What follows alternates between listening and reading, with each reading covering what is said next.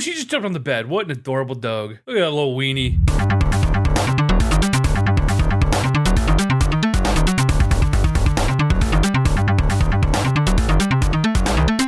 Sticking with the pointy end. Crusade freaking podcast. Episode 60. We're here. I'm going to watch that dog the whole time, dude. look at her just, she's sniffing around. She doesn't want to sniff on that bed. You don't know what you're going to find, Daisy. Daisy, no! Nope, okay. Anyway, Crusade, video game news, the official podcast of Game of Thrones, the officially unofficial. I'm EJ Olsen. This is Nick Durheim. Pretty sure that's already the intro to like another actual podcast is the officially unofficial. How do we avoid a lawsuit? We're the officially not official. Yes, there we go. We're the Brady Games version of whatever they're doing. Right. Yeah, so slow week. We were just chatting before the pod. Slow freaking week, dude. Not a lot of anything. There were a couple of little solar flares, little something on the radar on Twitter. People getting upset about this, about that. Nothing too pertinent to our personal interests. But we can roll through a couple of things that, again, lit Twitter on fire for a day at a time. Before EndGame, before Game of Thrones just destroyed the weekend, which we will talk about in opposite order at the end of this podcast. And by the end of this podcast, I mean in 20 minutes. So, let's see, I'm looking for the list. I sent you a list, Nick, you said, oh, this week's going to be shit, isn't it? And I was like, what are you talking about? These things happened. I think you're paraphrasing a little bit. I think I just may have said it was slow news week. I'm not sure.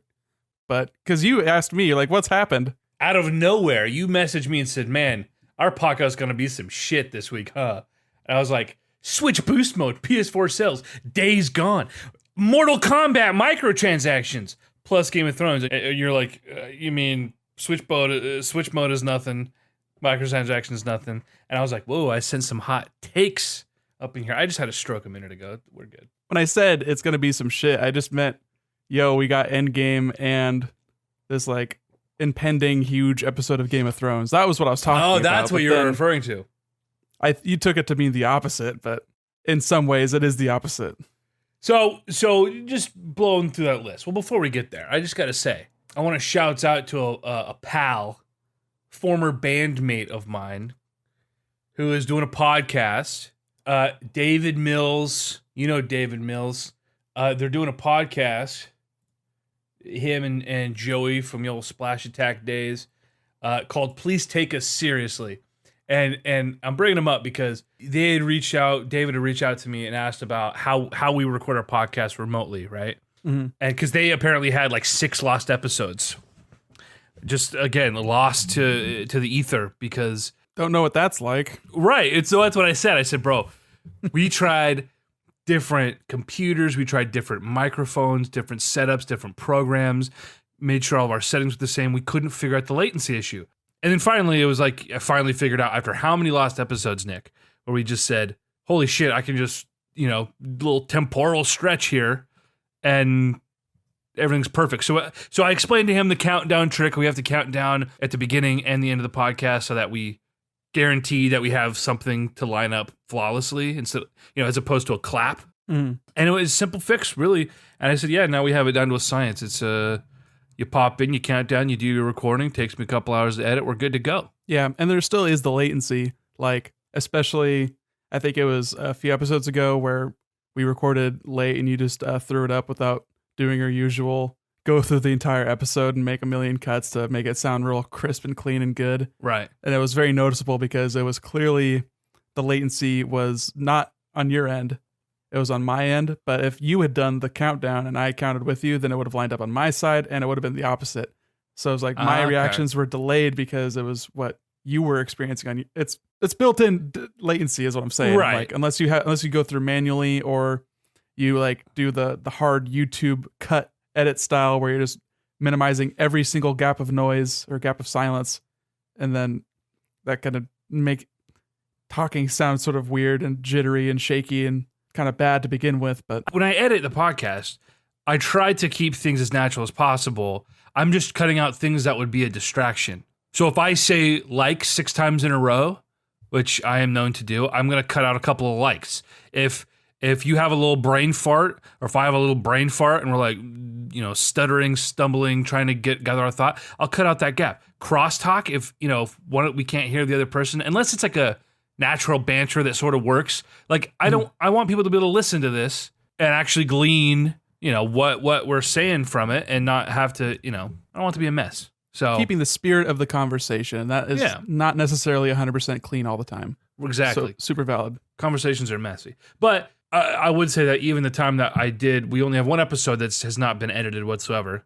That's, I don't know, 5 episodes ago. Well, not just that one. It was also like the single microphone ones we've done. Oh, yeah, and like sure. the in-person ones are kind of a little bit weird to edit because of the nature of the beast, being in the same room, you get echoey really easy. Yeah, those are pretty janky. So you pass along your knowledge and your expertise and what you've learned to help them out. That's right. good. I was like, hey, I totally understand it. And there's no information out there really about how you do this with two guys recording their own audio on opposite ends of the freaking country or whatever. Yeah, it's mostly just like solutions of recording a single audio stream.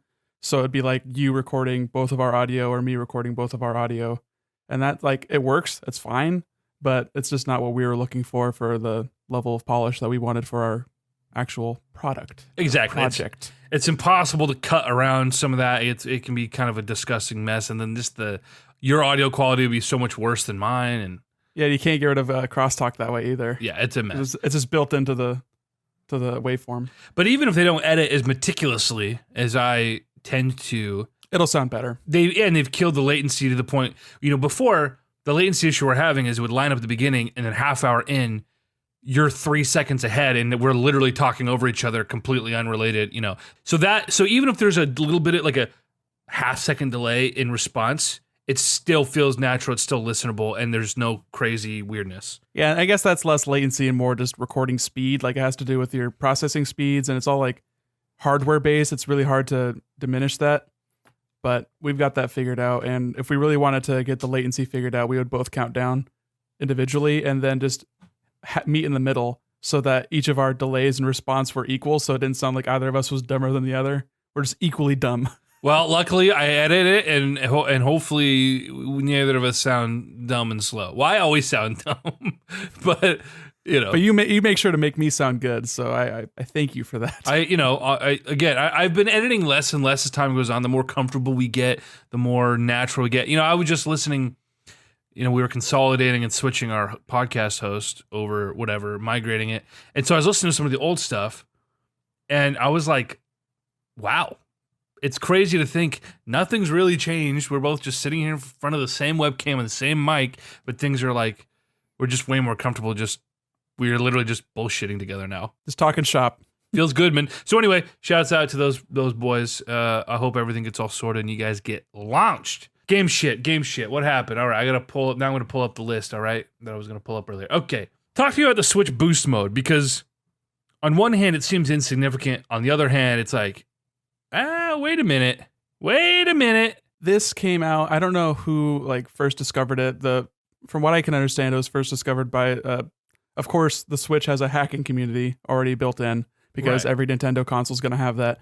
And I guess in the latest update to Breath of the Wild and Mario Odyssey, when they added the VR mode, because that was recently added also, people discovered that they were actually overclocking this, or not even overclocking, because the Switch it's underclocked super hard, their CPU. They're adjusting the clock speed. The clock speed is raised during loading.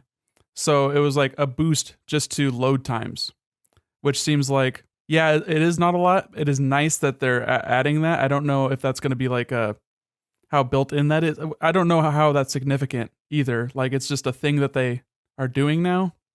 I don't know, did you think this is significant? What was your take on this? Initially, I looked at it and I was like, oh, this is significant. I mean, you're almost doubling your processing power, even temporarily. Well, then I realized, oh, okay, they're only seeing it during load times. I had initially realized that it was, just when the player is not even playing the game. Makes sense. They want to boost load times as they render things in the background, temporarily ramp up, the voltage and the clock speed and the temperatures are going to spike, but it's not doing anything intensive. So that makes sense. I was under the assumption that this was happening in game during certain when certain things are rendering or when certain, If like the frame rate or effects. resolution's throttled hard enough, then it's like, all right, time to kick it into high gear to Right, go up this right. hill. Yeah, but from what I understand, it's purely for like loading, which is both like it makes sense, but it's also, I don't know. It's really tough to, I would imagine, be an engineer working on a handheld system because you really, really, really have to be concerned about your thermals and your power consumption, because people complain enough about the battery life of the Switch as it is that if you started overclocking the thing and then having a like 1 hour battery life, that'd be bad news. Exactly. You don't want that. You'd rather have 30 frames chugging a little bit, low resolution Breath of the Wild than, crisp and 60 and lasting 30 minutes. Right. One of the things that people were talking about when this sort of came out was that, again, at least before I realized that it was only during load times that they've seen this, was people were saying, oh, this is how it's always been. They're just making it available to developers now so that some of the more intense games can now take advantage of this. Because before it was just Nintendo utilizing it. So we don't really know, and we don't know if we're actually going to see that outside of just load screens. And if this might be a boon to certain situations. Say you're playing Diablo and you have, freaking 100 mobs on screen, and hey, we're just going to boost this up real quick to render this out and keep your game from hitching too bad. I don't know. Or you just cast 300 spells and you've got particle effects going fucking bonkers, like Right. fireworks on your goddamn screen. Like, yeah, that would make sense in those kind of situations, but it doesn't seem like that's the case.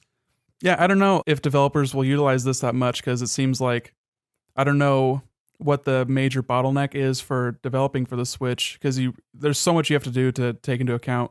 You've got smaller built-in built-in storage, so a lot of times they have to try and shrink things down to fit into the storage. Sometimes they don't. Sometimes it's like, oh, this game is just 40 gigs, and you're gonna have to get an SD card to deal with that. And like, you're only gonna have a 720p screen, so they're shrinking textures. The RAM is less than other consoles, but like, how much RAM do you need for a console that is only outputting at 720p and only has so much ability with a GPU as it is? And like, I don't know. It seems like a nightmare of a situation as it is. I feel like any boost you can give to third-party developers is a good thing.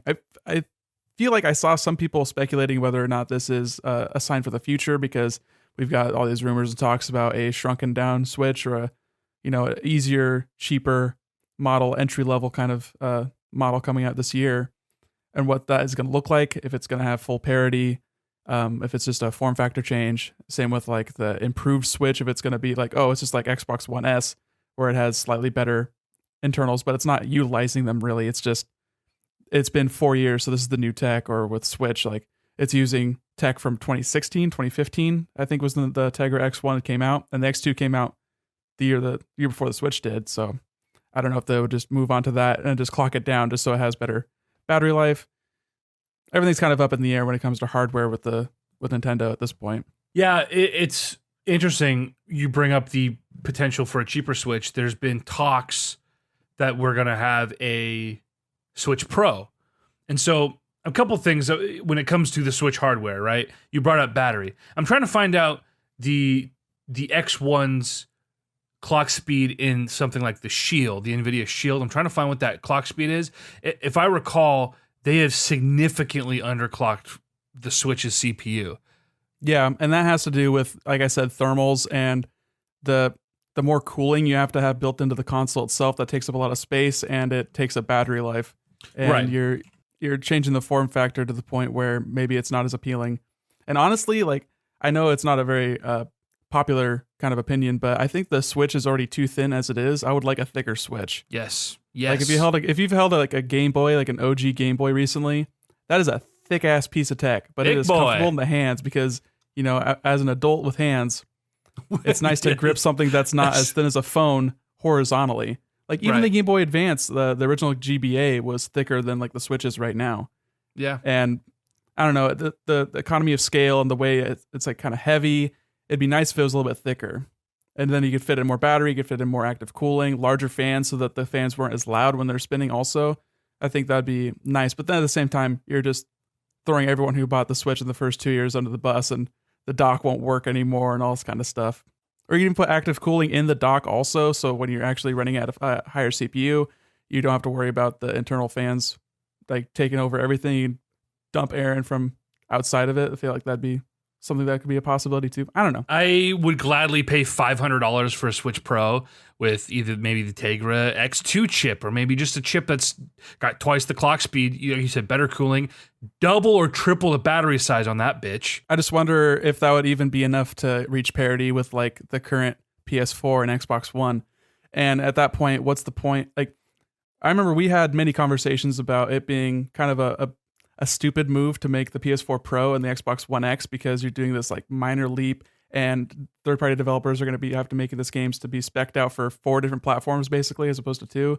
And then you're doing it with the Switch, where the Switch is like a 5th iteration lower, and then you're adding like a 6. Like, I don't know if that's necessarily smart for Nintendo, and unless it's just completely hardware based, where they've been telling developers, hey, make this scalable from the get-go so that if we ever improve this, then it's like you can just sort of tweak it and make it work.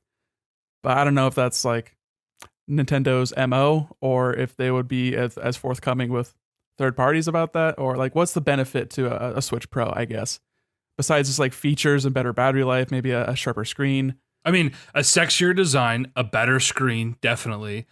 Much bigger battery. The battery in the thing right now is not very impressive.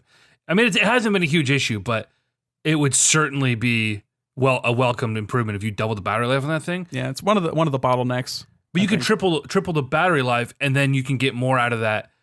Again, if it's a little thicker chassis, better thermals, then you can boost that CPU so that you're getting dock performances handheld without sacrificing battery or thermal. That's all a benefit.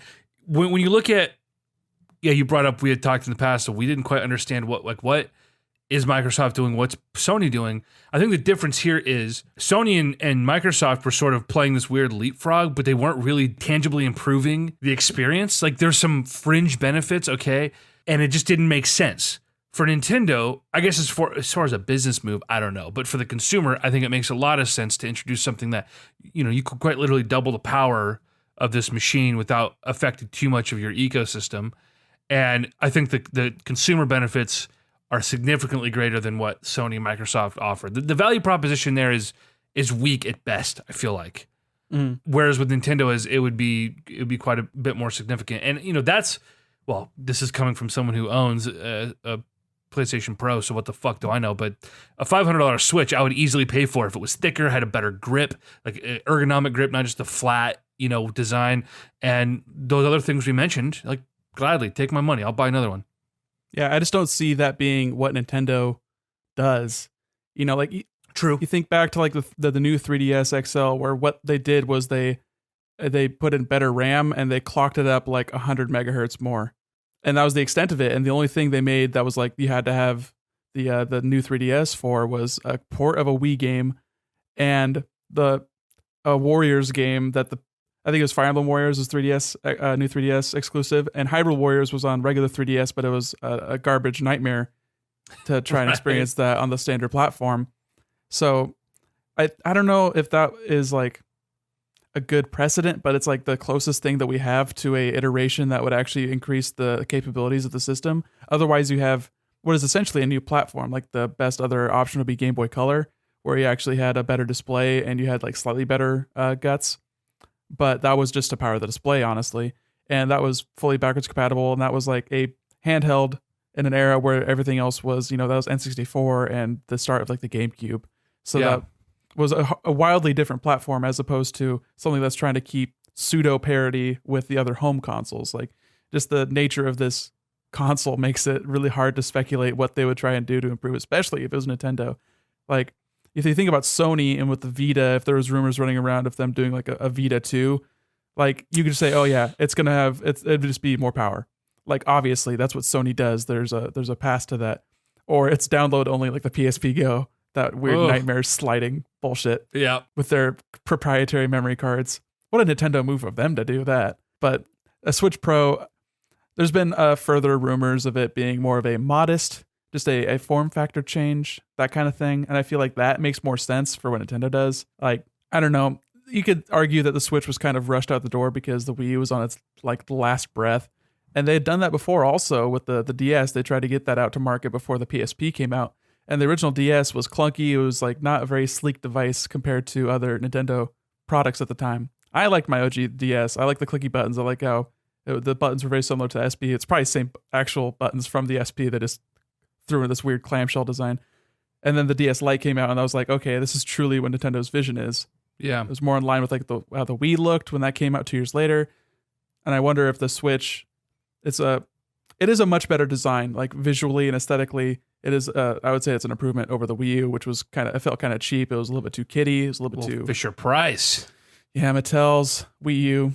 But the Switch is nice. I can imagine it being better, but I don't know what the benefit of that is. Like, what's the target market? Is it just you and me? How big is that market? How much of the population that doesn't already own a Switch? Like, I feel like Nintendo's trying to sell multiple Switches to multiple households. I feel like they've talked about that, especially since the 3DS is like way on the downslide. So a small Switch, mini Switch, cheap Switch, whatever, is a priority, I would imagine. But what would a Switch Pro, what benefit would that do? What are they adding to their market by doing that? From a sales perspective, you're right. A cheaper Switch makes a lot more sense than an expensive Switch. And who knows, maybe Nintendo, you're right. I think it would be tough to predict a future where they stray from what they've always done. And are they trying to like sell people that already own a Switch a better Switch? Or is this just like the new Switch going forward, how the Xbox One S is? You're not buying the OG Xbox One because that thing came with a goddamn, their camera and like all the Kinect. Right. That was bad. They had to move away from that, and they just shrunk it down. They made it a little bit more appealing, 4K Blu-ray player right in the box, all this kind of stuff. But I don't know like what Nintendo's version of that is, if they really add too many features, or if it's just like, hey, this is the new thing. This is the Game Boy Advance SP. Except what's the version of adding a backlight for the Switch? Is it just like, oh, this one has Bluetooth audio, so maybe if you're like really desperate for that, you can jump on the train. But if you like held out, then you're just rewarded with a slightly better thing at the same MSRP. Introduce the Pro-Con with the new Pro Dock. Pro-Con would be really smart, because then you could sell that to older Switch users as well.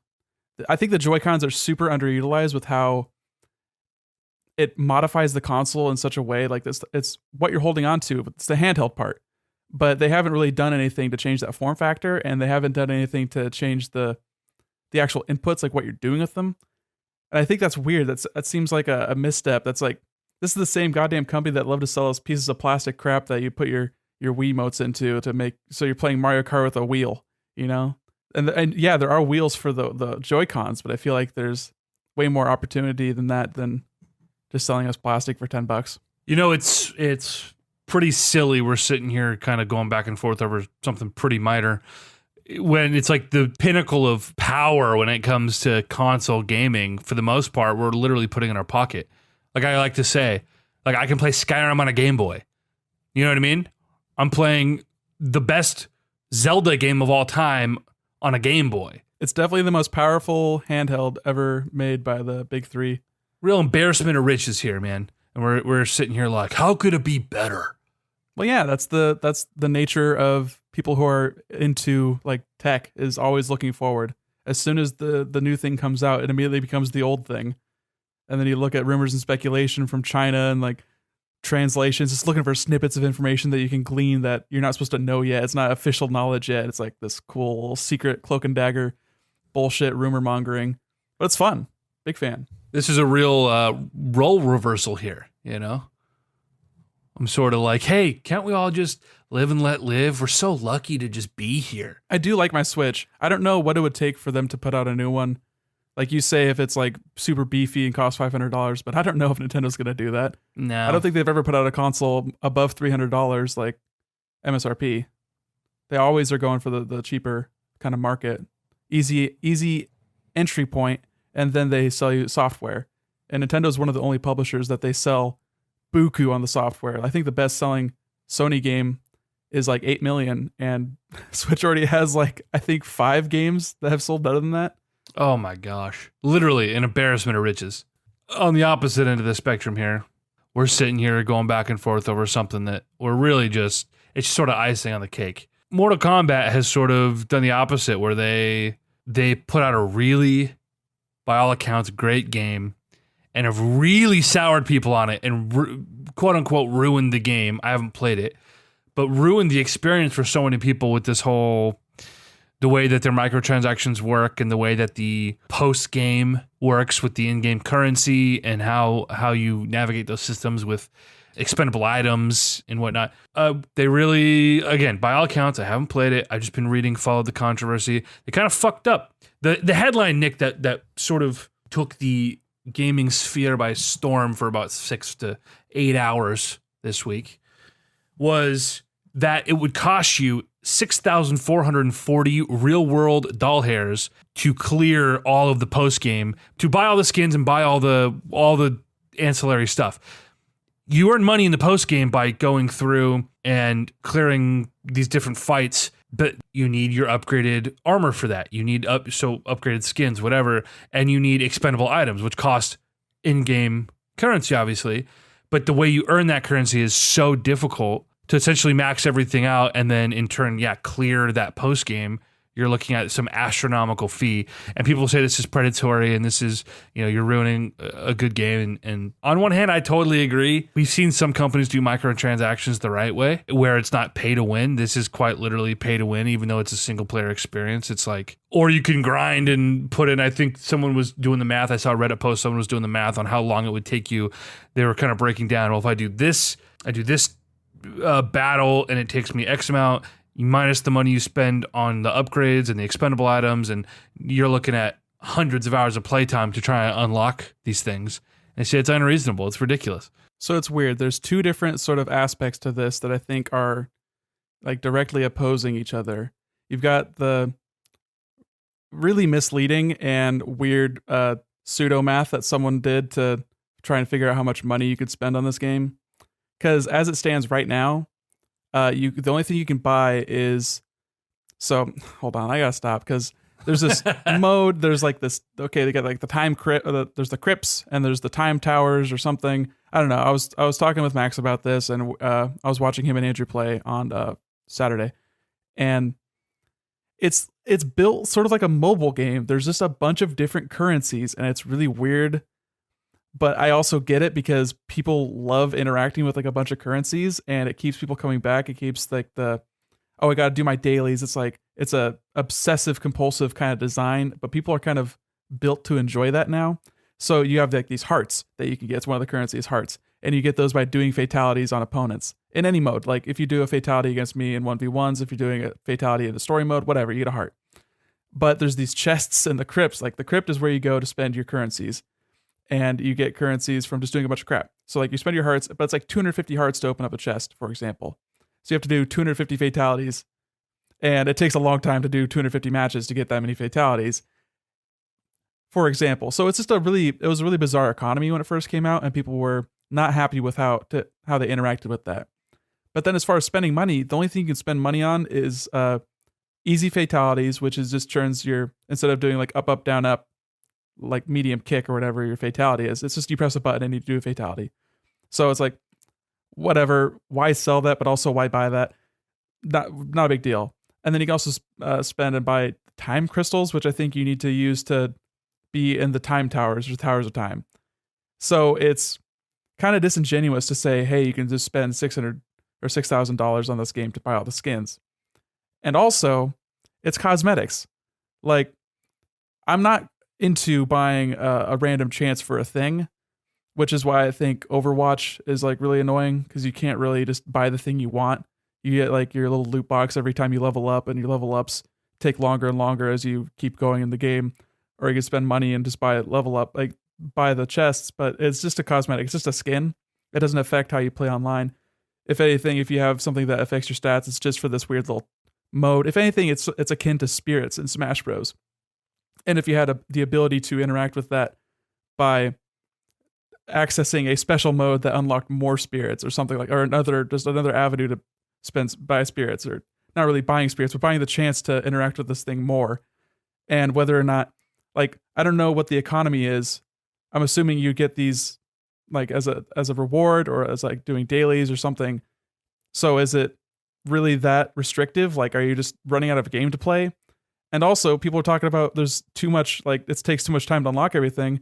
Well, after you unlock everything, what's the point of playing more? I would imagine that you want more game to play, because this is a fighting game. This is the kind of game that you want to play forever.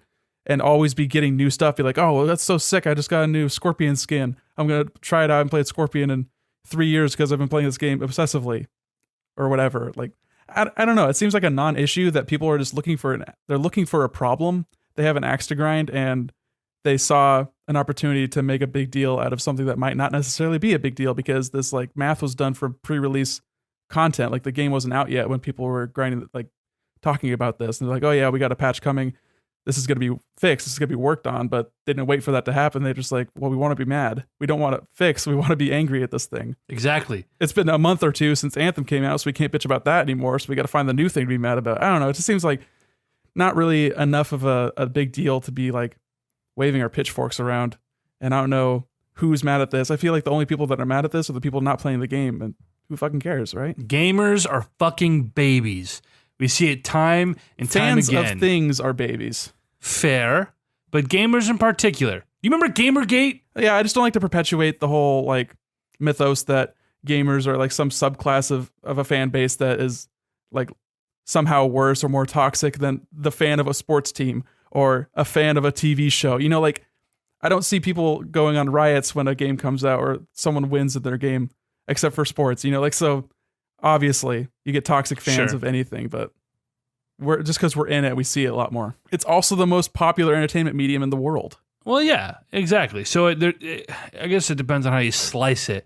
But people, they want to be flagrant and inflammatory, and they want to find something to bitch about, like you said, and they want the hot headline, what's going to get clicks. And by saying, oh, it costs almost $7,000 to unlock the things in the game, it's easy to latch onto, and people start retweeting it, and people start reposting it, and bitching and moaning, and it's the moral high ground, so they feel justified. Right. Like, oh yeah, even if we're wrong, it's a good stance to take. Like, right. But if you're wrong, then what's the fucking stance? Chill out. So I'm kind of with you now that you made a compelling argument, and I'm kind of with you on that. It's like, yeah, it does sound like a non-issue. That's a really good point about, don't you always want something to unlock, and if it's not hindering you from completing the game or you know what I mean? It's just cosmetic shit. It's like, then who fucking cares? And it's really hard to tweak those if you have that many systems in place. Like that's a whole another conversation to have that many currencies and to be like sort of scratching that same mobile game itch that people have. That's like a whole other thing. But if I were a developer of a game, I would much rather make it too hard at first and make it easier than make it too easy and have people be like, this is too easy, then make it harder. And then you have more people complaining about it being too hard. And like, you all want to do it bad at first and then make it better. And it's easy to tweak that because that's a numbers game at that point, you know? That's not a balance of the actual gameplay. It's just like, oh, we made the number too big. We'll make it smaller now. Last thing on our list before we jump to Game of Thrones and EndGame, two completely not video game related topics. Both have the word game in it, dude. Hey, whoa! Console Crusade, we talk games, baby. We talk EndGames. We talk Games of Thrones. Boom, new intro. I love it. Perfect. Brought it full circle here. Real quick, shouts out to the Sony PlayStation 4. I think sold 96 or 98 million units to date. I think it's like 96.8. Oh, whoa. Oh, okay. So I don't know. Could be 98.6, huh? Oh. Actually, I think it is that. They're going to surpass the PlayStation 1 in sales. They're going to surpass the Wii in sales this summer. PlayStation 2 is probably untouchable, 140 some million. Yeah, different time. Before the recession, DVDs really spiking in popularity, being in production for so long, really reaching a huge market in like South America and in Europe. Like it's and the competition was the GameCube and the Xbox. Exactly. So different time, but for the the idea that the PlayStation 4 is going to encroach, on 100 million, and probably by the end of its life, in realistically, say PS5 comes out in 2020, okay? End of 2020. We're looking at a holiday window 2020. PS4 stops production when? 2022, 2023. Really depends. Depends on the price point they market it at. Right. And it depends on the initial adoption rate, and that is a really hard thing to estimate that far ahead. Like Nintendo stopped producing the Switch stopped producing the Wii U before the Switch came out because it was just done selling. No one was buying it. But if the PS4 keeps selling pretty decently after the PS5, especially if they're like, hey, we're on clearance mode, we produce too many, or they're like, hey, we want to hit this arbitrary number because it'll look good on our balance sheets, then they could be like, yeah, we're trying to crank this out to like 120 and then stop there. Just call Bro, it good. But pat ourselves on the back. $99 PlayStation 4s. I don't think they would do that. I mean, I think a $200 PS4 is a really, really good value proposition. But we're already seeing that now. Well, you see that on like crazy Black Friday sales, but if it's $200 MSRP, then you see it on sale for like $160, then like, yeah, it's going to push sales. Yeah. Because you like to see that number go down. People like to see that they're getting a good deal. Especially if they bring out a PS5 that's backwards compatible, but is that in the, sort of more of the boutique price range. Yeah, and it gets kind of weird also when you think about the PS4 Pro. Like, is that still in production at that point? Is that the only version that's in production at that point? How forwards compatible is the PS5? Like, are there going to be games that are coming out on the PS4 that have a PS5 option? What does that all look like? Because we already know that it's backwards compatible, but we don't know what the transition is going to look like over that next like year or two. Because the PS3 to PS4 had like fucking Metal Gear Solid 5 came out on PS3 and Xbox 360, and that was 2015. Same with the Shadow of Mordor. That was like 2014, 2015. So that had like a 2-year sort of span of game, because games take a long time to make. So it would make sense for them. Hey, we've already got this install base. There's 96 million PS4s. How many people are going to have the PS5 at that point? So we don't know what that sort of looks like, but I think it's possible that the PS4 ends up hitting like 120. Yeah, I probably closer totally to the feasible. 110s, but like 120 is definitely achievable. And again, this is just a testament to Sony doing a lot of things the right way coming into this generation and continuing to be forward thinking and focusing on games, which is a huge thing that Xbox wasn't doing for years. And just being the better console with the better value proposition for the majority of like the quote unquote competition. Yeah, absolutely. So shouts out. I certainly love my PS4. I mean, even you got a PS4. You know, you would completely transitioned away from console gaming. You're like, I'll play my Nintendo and I'll play my PC. And even you're like, oh, fuck, there's some exclusives that maybe I should experience on this platform. It got to the right price. I had a Black Friday sale. Yeah. I think I picked it up for $200. Have you regretted that decision? I haven't used it as much nearly as my Switch, but like there's been a few games that I'm like, I just dump a bunch of time into. Like I played the fuck out of Bloodborne, I played the fuck out of Monster Hunter World on there. And that's pretty much it. And like I've used it for like Netflix and, you know, like various browsing stuff before I got my new TV that actually has all that built in. So I have even less of a reason to use it now, but I'm looking ahead and I'm thinking, I really wonder if I'm going to be getting a PS5 or if I'm going to be getting the next Xbox, because the Xbox, like Microsoft got a bunch of studios and they could show off games at E3 this year or next year and say, hey, here's something to actually be excited about. Do you want like another broke ass fucking Uncharted game, or do you want like something new? And they could do something new, or they could just do like another Halo. Who knows? The ball's in their court. They really have a lot to show. Gears of War. Right. There we go. So, yeah, I mean, Gears 5 is maybe this year, maybe next year. So Yeah. fucking if you're into that, I guess. But it's very interesting. We're at a good time right now. Let's round up here and let's jump into Game of Thrones. Nick, I got some ranting to do, so bear with me here. We're going to try to keep this relatively brief, but... And if you did not watch Game of Thrones and you don't want to listen to us talk about it, then it's been nice of you to listen. Tune back in once you actually watch the episode. Come on, what the fuck you doing? What the Where fuck you doing? Yeah, you don't want to be spoiled. Although, again, if you didn't watch Sunday, what the fuck are you doing on Wednesday not having seen the episode? You don't care if you haven't seen it. You don't care. Fake fan. So, okay. I don't even know where to begin. Listen, I do want to get to the stuff that I did like, because there were some things I liked. I don't want to just be dour and shitting all over this episode or this season or Benioff and Weiss. Compliment sandwich. You want to start like nice, then bitch about it a bunch, and then give it like a, you know, it wasn't that bad kind of conclusion for this segment. I just need to dive in because this has been pent up. It's been in me today. One of the guys at the office was out of town and wasn't able to watch it, so he's watching it tonight. But that means we really couldn't deep dive on it at work. Right. So I need to get this out of my system. Okay, spoiler alert, you've been warned. Swing Dude, away. I am very disappointed in this episode for a number of reasons.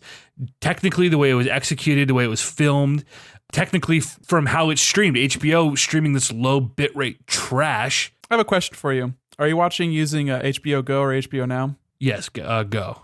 I've heard that if you use the Amazon channel of HBO, that it's a higher bit rate. It's a better stream.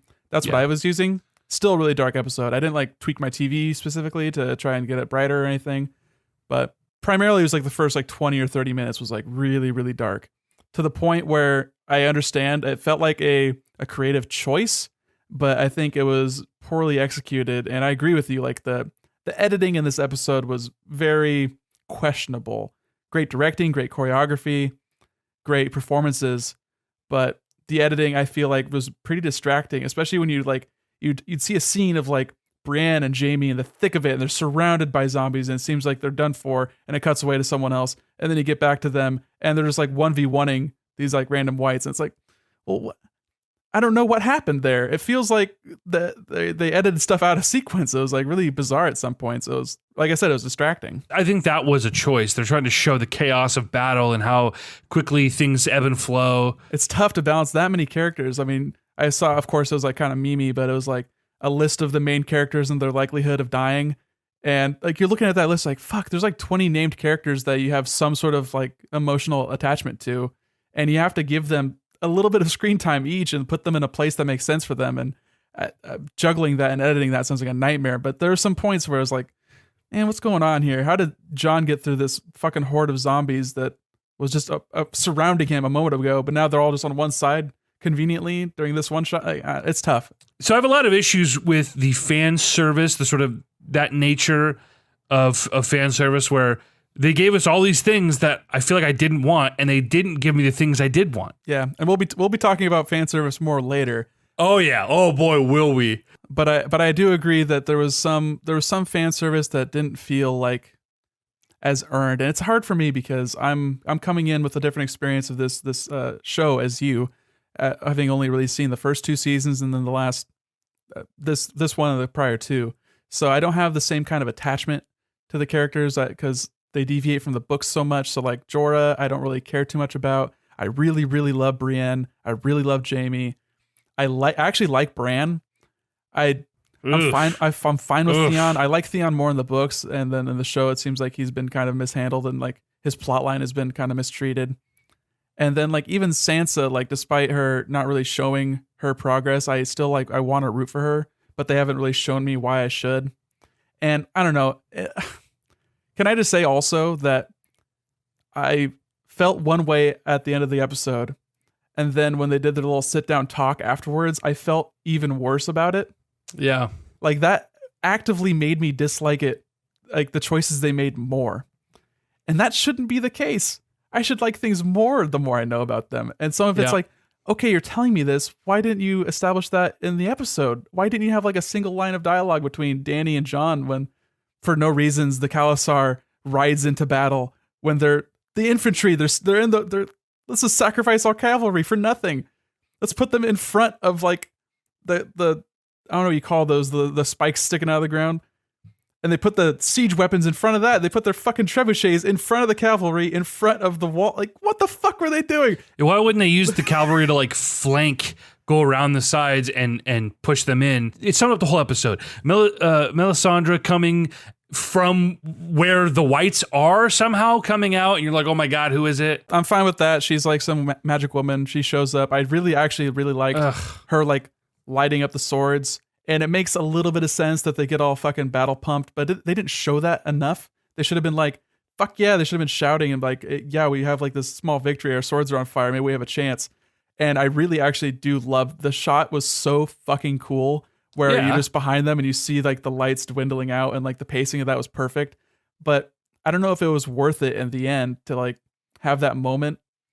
I don't know. It's tough because you want to criticize the thing, but it's a cascading series of events where if you don't have this, then what is that establishing? What's going on? Like, I'm not the showrunner. I'm not the creator of the thing. I can just sort of recognize what sort of doesn't sit well with me. It doesn't feel right. So like that was like a weird moment. But like they talked about after the episode, like yeah, Dany was shook by all of her Dothraki like dying, basically just running to their deaths, and like even you see the ones running away.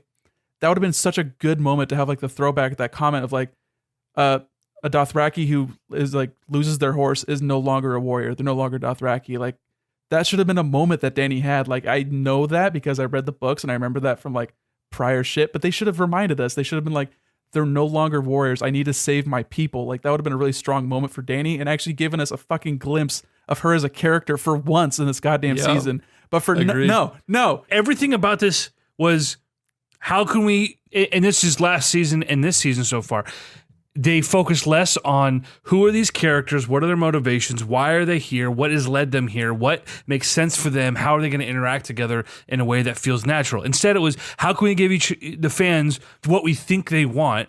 Like we get to knighting with Jaime and Brandon, all these little moments, and then we're not going to give them the things that we should actually give them based on individual character motives and moments. And so, a couple things. I haven't taken any notes, so let me just spout some things off the top of my head and then rant about the Night King getting killed just real quick. First off, Jon was completely useless in this entire thing.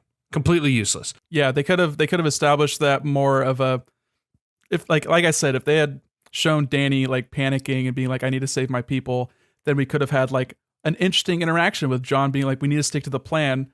We need to, we need to be here to light the barriers so that we can like hold off these people. We need to save as much time as possible, draw out the Night King so he can go after Bran. Like this is like what we talked about in detail last episode, but it seemed like there was no communication there. I don't know if Jon had really any dialogue this episode. I don't remember him saying a single goddamn word except for when Dany landed on the ground with a dragon and they like shouted at each other or something. But right.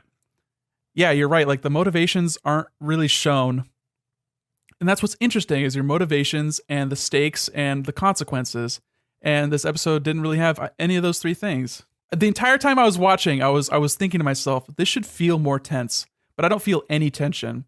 And then by the end of the episode, I was like, I was right to not feel any tension. And that's disappointing because the Battle of the Bastards, I was gripped by that episode.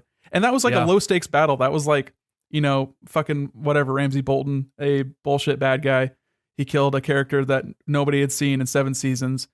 And Deus Ex Machina saved the day, but that was a wonderful episode, just visually and like the storytelling and like the character moments and the acting, the pure fucking acting in that episode was beautiful. But this episode lost a lot of that because it was so dark, which was a creative choice and a bit of a bummer. And once they actually lit up the front lines, then it was a lot better from there on out. Yeah, so Jon was useless.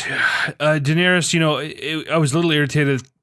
They're like, well, we have to get them off their perch, and then we're going to send a snowstorm at them so that they're useless because you don't want your fans thinking, well, they have dragons. Why didn't they do X, Y, and Z? Well, now their dragons are out of commission because fucking snowstorm. Which I'm fine with because that showed like that's like one of the first times we've seen the dragons not be just a win-all sort of character, Deus Ex Machina, like I said. And I don't know if they've talked about this in the show at all, but that's like a point that is made in the books. Like when Tyrion is off in Essos, he's like teaching someone about how dragons are often seen as like this undefeatable being, it's just the win card, but like they're in the air. So like there's problems with being in the air. And then if you can't coordinate with people, then like they're not just like God tier, they have problems. So I was fine with the whole fog being established and that being like a plot point. I think I think that was fine, honestly. And Jon being not like completely useful is also fine because he doesn't need to be useful all the time, but they need to make the other characters being useful make sense. I was pretty irritated with a lot of the way the battle was portrayed.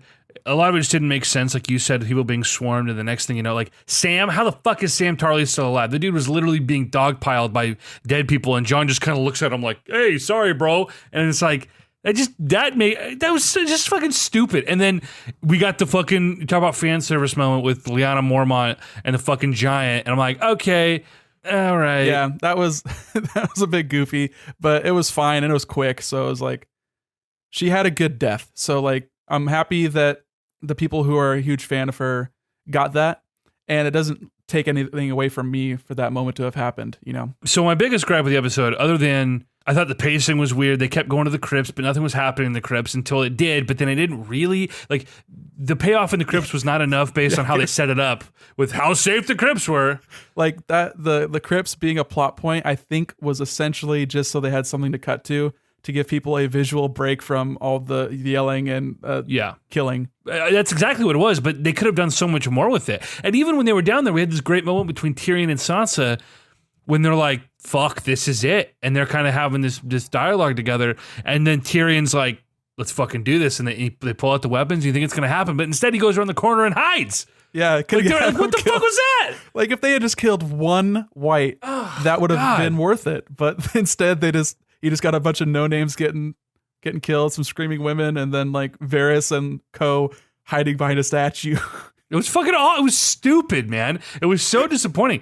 And then everything in the library, I get what they were doing in the library. They're like, well, we have to get her to the room with Melisandre. God, that took so long, though. As I was watching that, I was like, okay, so what is this? What is the purpose of this? We also had to establish that Arya can sneak around the whites, and so she knows the Castle of Winterfell better than anybody. She knows the grounds better than anyone. Like I said, that was another like filler piece that was just to have a break in the action. Exactly. Which you could have just had less of the action because a lot of it was redundant after a point. It's like, how many times do we have to see Brienne almost get swarmed or see Jaime almost get swarmed? You know, it's like, what purpose are you serving? Like, yeah, they're getting closer and closer to overrunning the castle, but it's after a point, it's like, yeah, they've overrun the castle, and then here comes Night King, who gets booped off his dragon and just does a mass res, and we start over again. That was a cool moment. That is a good like third act. Like, hey, this is it's gonna happen. You can't beat death. But then the payoff at the end like totally soils that a little bit. But I feel like I've missed a million things, and there are so many things that I wanted to gripe about. But let me just get to the big thing. What was the purpose of the scene with Bran? Like, I'm gonna go now, and then he just wargs into a bunch of ravens and just flies around. There was no point. It was just to give us an aerial shot of like, hey, there's still fog. And here's the Night King. It was literally only there to... It was a scene transition. Yeah, and it was there so we get a couple of cool shots. We wanted a new perspective for 10 seconds. Check it out. We've gotten really good at this effect of his eyes rolling in the back of his head. Right. And we got Theon facing off the Night King when he comes. He gets killed. Okay, that completes his arc, which is fine. You know, he needed a heroic death. You know, when Bran looks at him, he's like, "You're a good man, Theon." Shut the fuck up, Bran. You useless turd. He's not a good man. He's making up for the awful things he's done, but he's not a good man. He killed people you love. He killed your family. He killed a couple of innocent boys in Winterfell trying to pretend they were you, and he would have killed you if he had found you. He's not a good guy. He did some fucked up things, and he went through some shit. I never once felt sorry for the guy when he became Reek. I don't know if you saw that. Reek in the show and that whole thing with Ramsay was very different in the books. Very different in the books. Ramsay is way more fucked up in the books from what I've read. Dude, it's super sad in the books, like how much he literally mentally torments this character into thinking that he's somebody else, and he doesn't know who he is anymore. Like, it's super fucked up. But that moment, not that it didn't feel earned, but it just didn't feel like it fit. And especially coming from a character like Bran, where they've established like he's not really a person anymore. Like his best dialogue that he's had was with Jaime. And I feel like that's kind of a disservice to him as a person in the show. Like they should have those moments with his family where they're like, hey, we're your family. And he's like, I know that, but I also am not. Like, they need to have that more established as opposed to him just being like the creepy guy. And obviously he can't talk to them too much because he's like the cheat code because he knows so goddamn much. He's locking into the weirwood net, you know? So this episode really established that Bran is totally useless. His arc has been completely useless. His arc has all culminated into one important thing, and that was that we learned Jon's lineage. You don't have to be useful to be important. Like, he was a MacGuffin, and he's like, he has this role, but like, how useful are any of the characters really? Like, how useful is Gendry? Like, he showed his use by being a blacksmith, but after that, like, what's his purpose? He was at least an interesting character with nice interactions with other characters we cared about. Yeah, he's very peripheral, but he has infinite potential to be useful because of his ability to be a plot point or a plot device to expound upon further knowledge that would not be possible in a TV show. Like, he gives you an excuse to have a flashback if you ever need that, you know? Sure, but in 8 seasons, they haven't utilized him well. They have not made him compelling. Every time Bran comes up on screen, it's like, okay. Season 6 was all about his, like, sick fucking flashbacks, dude. Almost none of it was interesting, except for when we finally find out Jon's lineage. Other than that, it was like the Hodor thing was whatever, and they set up this awesome thing with Hodor of like, hey, Bran can go back and he can influence the fucking future by going back and messing things up. They did all that just for a fucking lame moment with a dude who couldn't speak. The Hodor thing did not move me one iota. But they set up a really cool idea. They set up this potential. And that idea is still there. Yeah, technically, yes. We've got 3 episodes. They could still do it. But I have a feeling that we've seen how surface level the writers are and the showrunners are now that they aren't drawing from all of George Martin's great ideas. I think it's what you see is what you get. There is not going to be some crazy twist. There is not going to be, not in the way that we think anyway, with, when the Night King walks up to Bran, I'm sitting there waiting for Bran to be like, oh, hello, Brandon. And we're like, whoa, the Night King is Bran. Whoa, like something crazy that ties Bran's journey that's been completely useless so far and totally not compelling. And some sort of twist that makes us say, oh, that was so worth it. But instead, it's this fucking shitty rap video. He's walking slow motion. He goes for the sword. And then, Arya comes out of nowhere. Boom. Cool moment. That moment shocked me. I didn't expect them to end it so soon. 2 things to say about this. 1, you spend all of this time, literally 8 years, setting up that the Night King, death is coming, winter is coming, the Night King is the biggest, baddest motherfucker. To have some fucking lame battle, just the most boring battle in the history of fucking on-screen battles, and then culminating to this moment, you had an hour of setup so that Arya could fucking stab the guy, and we could all go, oh, here's my frustration with the writers. The writers were sitting in the fucking writing room thinking, they're so clever. We're gonna subvert their expectations here. This is so subversive. They'll never expect it. We're gonna kill the big bad guy in the first, that's not subversive. You motherfuckers don't understand what that fucking even means. Well, the real bad guy was Cersei the whole time. It's all about the Game of Thrones. Well, then you shouldn't have built up to this other thing if you weren't going to pay it off in a satisfactory way. You want to talk about stakeless? They gave it way too much build up, and they turned the Night King into a character that you're intrigued by. But that never should have been the case in the first place. Like, the Night King isn't a character in the books at all. It's just at all. No, there's no character. Yeah. At all. Yeah, exactly. It's just the White Walkers, and they just make zombies, and they're trying to go south and kill everyone. That is it. They are the embodiment of a season, literally. They are winter. They are death. That's it. But instead, they personified that. They gave it intrigue, and they never paid that off, which I'm fine with there being no payoff because I never got to experience any of the build up and like the expectations. But I understand that being a dissatisfactory sort of conclusion to that character. I guess you could call it a character. The first episode literally opens with zombies. But that's the representation of winter. It's like winter is coming was like the motto for so fucking long. And now, guess what? Yeah. Winter's gone. Winter came, motherfucker. Came prematurely. That was really frustrating to see that. And I get, like, you make a good point. And maybe they had a similar point where they're like, well, the Night King wasn't... Well, you know what? Then you failed not showing or not laying the groundwork. Like, you were building to one thing and you didn't pay it off. That's your fault start to finish. If you wanted to do something else, you should have laid the groundwork for something else. And now we're going to go to fight Cersei with... it feels like this whole Night King thing was just a fucking... another plot device to get Winterfell down to King's Landing with no army. And it's just like, oh, now we have some stakes. Like, do we? I don't give a fuck about Cersei anymore. I don't fucking care. Like, that was so frustrating for me to just, it felt so stakeless, and it happened, and it just felt like, just a shitty fan service moment, but not in a way, as we'll talk later with EndGame. EndGame is fan service the movie, but like 90% of it worked. It was in line with the plot, it was in line with the characters and everything we've seen for 11 years. This was just literally spit in the face of everything that we've established, and just felt like they're trying to give us these moments we thought we wanted, and they all just, time after time, they fell flat. And like I said, just the most boring. It was an hour of like, I was on the edge of my seat because I'm like waiting for, like, what's the thing? What's the gotcha moment? What's the twist? What's the hook here? And there wasn't one. The closest thing you got to that was Jon rushing towards the Night King as he resurrects people. That was a sick fucking moment. And that was a sick moment. I think it could have been better. I think it would have assuaged a lot of people's like concerns and like dissatisfaction if they had like a 1v1 for just like a little bit, and then they got some space, and then Night King rezzed, and then then you had that moment. So then when Jon is like actively pursuing him into the Godswood and is held off by the dragon, like that has more tension. You're like, fuck, they were fighting. He could have got him. He's going to get him now. And then you get the Arya, sleight of hand, little knife drop, stabby moment.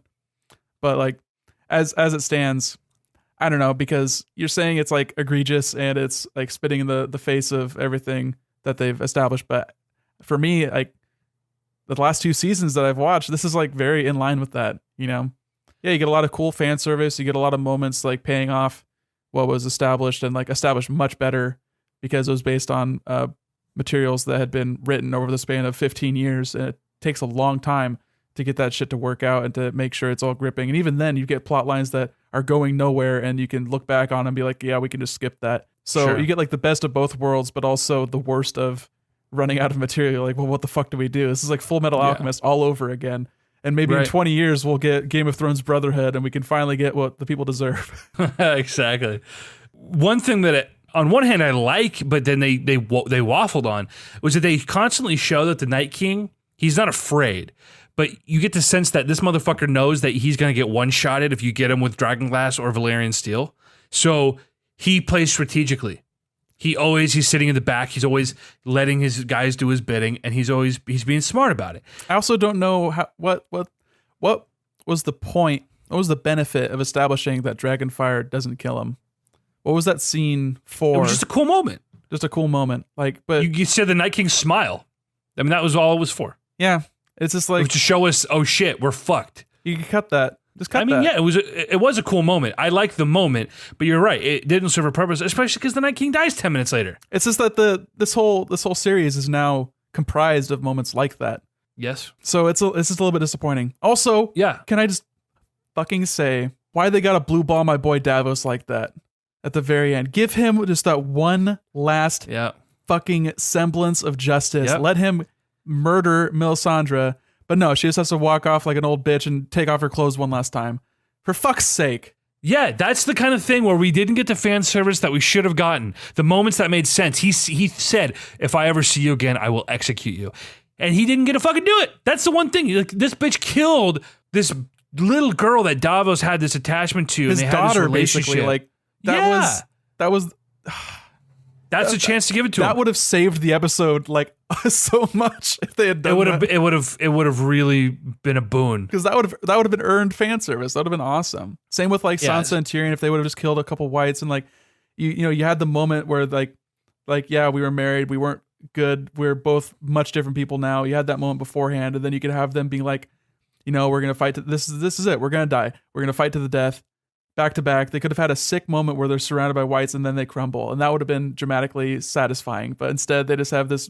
They just cower in a corner and then it's over. Like, what the fuck? Yeah. If you're gonna build it up, actually do something good with it, please. Overall, Jorah was probably the best death of the episode, followed by Dolorous Ed. yeah, whatever. We all knew Ed was dead going into this episode. Ed's dead, baby. I just Jorah's death was whatever. I'm mad that he died for Daenerys because again I think Daenerys is trash, and I understand that he cares for her, and his whole journey has been about being at her side and protecting her. So it makes sense poetically that he dies for Daenerys. Daenerys should have been dead as fuck out there. She never swung a sword. How does she live and fucking Jorah doesn't? That's fucking bullshit. Yeah, I'm glad they didn't like make her competent with a weapon in the final hour. Like the way she's like holding it and like sort of turning around awkwardly. Like at least they kept that character like they kept the sanctity of her not being a warrior. Because they could have easily just been like, oh, she's a badass now, but they didn't do that. Right. So I just need to address Leaf emailed us feedback@constantcrusade.com. He just said, EJ, build a better case against Daenerys Targaryen as portrayed in the show. Boo. Because I went on a tirade about how Daenerys is probably the worst protagonist in the show and that we shouldn't be rooting for her. And that if she comes out a victor of any kind in this season, the writers will have failed all of us, period. Bar none. In my eyes, there is no argument you can make saying that Daenerys is even a character you should fucking root for. Unless your only vested interest is I want Cersei to lose, then you got to root for Daenerys. But as a person, as a character, the way she is portrayed, she is awful in every way. There is nothing redeeming about her. The only good things she's ever done was for a selfish reason. And as soon as that didn't work out for her, she was like, well, fuck you. So fuck her. We could dive into that about how she's short-sighted and short-tempered. And I both agree and disagree with you. okay. I agree that I don't think you're supposed to really, really like Daenerys. She's not very charismatic, but it's like she's surrounded by all these people that you do like, and they see something in her, and that. So acting is reacting. The way you feel about a character should be established by the way other characters feel about them. So there is a large, like, discrepancy between how people react to Daenerys. So obviously she's people feel a lot of different ways about her. So you're going to have conflicting feelings about her. And the way, obviously, this is a TV show and they can fuck up like we've been talking about for the past half an hour. Like they don't exactly nail all the landings. So I think a lot of that has to do with how the TV show has portrayed her. Like they just have messed up a lot. But I think Daenerys has a really, really high potential for being a compelling and tragic character. Jon is a tragic character also. And a lot of their character arcs have been like inverse of each other. And I think I've talked about this before, where he's risen from the lowest of lows to the highest of highs. And she's also risen from the lowest of lows to the highest of highs, but from opposite like circumstances where she's like, I deserve better. And Jon's saying, I do not deserve any of this. I'm the commander of the Night's Watch. I do not deserve this, etc. So I think each time something like this event, this battle happens, and her losing Jorah, who's like her longest, that's the person she's known for the longest amount of time. And that's gone. Like that's like the last remnant of basically her childhood is now dead. So how is that going to affect her? Is she going to lean on Tyrion's counsel? Is she going to be like, well, now, we did that and it's time for me to just say fuck it and be the queen that I deserve to be, the queen that Viserys, my awful brother, told me that I should be from the get-go. I need to, whatever their phrase is, like unleash the dragon or release the dragon, to just be the shitty person that gets things done? Or is she going to take the counsel of Jon, who's been like the stalwart fucking Ned Stark's bastard son? And that's going to really bring a lot of dramatic tension in the next 3 episodes. That's going to be hopefully what's carrying the next 3 episodes, because they've really shortchanged Cersei and made her into just being a big bad also. So she's just a wall for them to fight against at this point. Yeah. So I think Daenerys is fine, and I hope that they do her justice, because I think she has a really high ceiling for being a compelling character. She had a high ceiling to be a compelling fucking character 5 years ago. But they have done the same stale, one note, like, again, badass female character, but really she's short-sighted. She's constantly making the wrong decision. She will kill anybody in her way. You saw it in the way she looked at Jon when she realized that, oh, maybe Jon's trying to take the throne from me. She doesn't care about anybody or anything but the throne. And maybe there's a compelling reason for that in the book. In the book, she doesn't want the throne. She wants to go home. She wants her home back. She wants her family. But in the show, she is Cersei. Tell me one thing that differs her from Cersei. Like, yeah, she hasn't fucking poisoned anybody. Well, she hasn't been fucking her relative. Oh, wait. Oh, wait.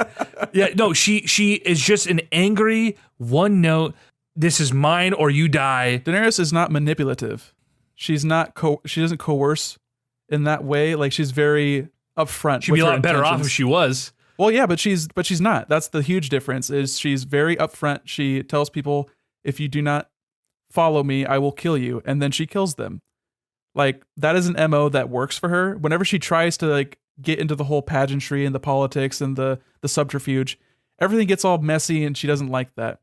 So that is a huge difference between her and Cersei. Cersei revels in the ability to manipulate people and to lie to people and to fuck people and to like be that snake. Whereas Daenerys is like, she does not want that. She does not seek that.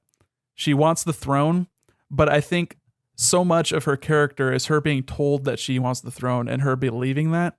And no, she wants the throne, bro. Yeah, but she spent fucking 6 years in the goddamn East doing not the throne. That is not a thing I think you can judge on face value. I think that is just a failure on the writer's part. The writers were trying to tell us she is doing something that serves her overall purpose. She was trying to amass an army, and that was all. She was trying to amass power, taking over these slave cities. Like I've said, I'm going off the books and like the established, like because you actually get inner monologue, you get her point of view from the books. The character in the book is not the character in the show. But I'm saying I don't see a huge divergence between those characters from like what I have seen. It's not like wildly different. It's just the way they execute those things is different, because obviously you can't have an inner monologue. You can't have fucking narration going on over Daenerys every time she's on screen, because that would get real fucking dumb. Sure. But how can anyone watch this show and even for a moment want to root for her? Apparently people do. I mean, I don't think you're in the minority. I don't think you're the only one who thinks that she's not a very compelling character, but there are obviously people who do root for her. So you can't say that it's like a completely bonkers idea to think that she's a good character. I think objectively we can look and say she's a bad character. She's not written well. She is very one note, and they haven't given her enough of a reason. I don't know if you can objectively say anything like that. That's a bit too far. She's just been a byproduct of her surroundings, and then she yells sometimes, and everyone's in love with her. I just don't get it. I don't understand how you can root for her when you have any of the Starks. Right? Like I just don't understand how people can look at this and say, I hope Daenerys is the one that comes out the victor. It just doesn't make any sense to me. So if that's who you're rooting for, that's fine. That's your prerogative, but it says a lot more about you than it does about me. Do you like Sansa more than Daenerys? I think Sansa's awful. I don't think she's a bad character. I think she's an awful person. Or she's not a bad person, but I don't like her. I don't like her character, but I didn't like Ramsay's character, but he was a great character. Yeah, I didn't like Ramsay's character either, so he was a real evil bastard. I hated him. I love to hate him. Roose I love to hate. Tywin I love to hate. Tywin's amazing. God, he was good. I was so pissed when they killed him, dude. He was brilliant. That was subverting expectations by killing him on the shitter and just giving him this ignominious death at the hands of his not bastard son, but yeah, I mean, essentially the bastard. Every dwarf is a bastard in his father's eyes. That's quote from Tyrion Lannister. There it is. He said, never forget what you are, bastard. Wear it like armor, and it can't hurt you. Yeah. No one else is going to forget. Yeah, that's great little interaction from that first season. So that's it. Sansa, I like Sansa more than Daenerys. Sansa, at least I understand some of the things she does. I'm like, oh, you're being a dumb bitch right now. But it's like, oh, because you're a dumb bitch. That's how they wrote you. You're a dumb little child. You're a petulant little, like you've been through shit, but it's only been for the worse. So at least I get when she does something dumb. It makes sense. I just wanted to put your statement of every Stark being better than Daenerys to the test, just for a moment, just to satisfy my own. I'll take Sansa over little Daenerys needling that sure. I wanted to give you. You know. Sure, I got you. Anyway, this has just been a clusterfuck of whatever. The episode was whatever. I'm gonna watch it again tonight, but it was whatever. Apparently, the streaming is better the day after it airs for some reason. Like they make it better when no one's gonna watch it, or maybe it's just a bandwidth thing since like less people are trying to watch it at the same time. They've got a better capabilities, so maybe that'll help you with like the crushed blacks and like the horrible banding that you're gonna have. And also, I would recommend trying to. I don't know if it's. Do you have HBO through like cable or do you have an actual login? Because if you have an actual login, you can go through the Amazon app and it's better quality, higher bit rate. I'll have to figure that out for next week for sure. Because I've got a login. Shouts out to the Blazers who won last week. Big old shot by Damian Lillard, dude. 37 footer. Yeah, dude. I'm bringing this up because it's 7:30 and game one of the semifinals are starting right now. So we need to blow through some endgame talk if we're gonna do it, so I can go watch my boys play. I think we got it. We got to do it. We got to do it while it's still fresh. I watched it Saturday morning. I'm guessing you watched it. Did you watch it Thursday night or Friday night? Thursday night, man. 9:50 with the whole work crew. We got to go in late to work the next day, which was nice. The old boss let us out there till 1 a.m. Yeah, it was something, man. Endgame, in a lot of ways, I think exceeded all of my expectations. I can sit here and gripe about small moments. I can gripe about, hey, this should have been this character. I can gripe about some of the plot holes that I think they're going to explain away in interviews. They'll just say, oh, this explains that, and say, okay. But I thought for something that was so, again, Endgame spoilers. If you don't want spoilers, if you're still listening, Lindsay, turn the podcast off. Get out while you can. Whatever you do. Spoiler alert. Similarly, top level, I don't know about you, but I did not watch a single trailer before it came out. The only thing I saw was like a commercial for like AT&T where inexplicably there's like Avengers and you see them like in their new suit up thing. But like beyond that, I was completely blind. I didn't have any expectations, didn't have any sort of like inkling of like what could they possibly do. I just knew that this was, for all intents and purposes, Infinity War Part 2. And afterwards I thought, man, you know what? These are two like 3-hour movies, almost 3-hour movie. This could have been like 3 2-hour movies, and depending on how like the pacing went, they could have had like a similar arc to like OG Star Wars, where it's like start good and bright, then go in the middle dark, and then the end like another big bright moment. But damn, yeah, it's such an achievement for one. Like they really fucking nailed it, and that's so impressive to me that I can completely forgive any sins that they might have committed along the way. Like people talking about some minor plot hole or whatever. And I'm like, that's explainable. And I don't care because it gave us moments that I felt were so earned. They were so fucking earned. For fuck's sake. It was it was so gratifying. It was so fan servicey, but it didn't feel like pandering. It was just full of beautiful moments.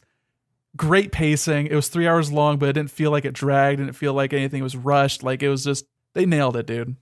It somehow told such a concise story when the plot involves jumping around in literal time.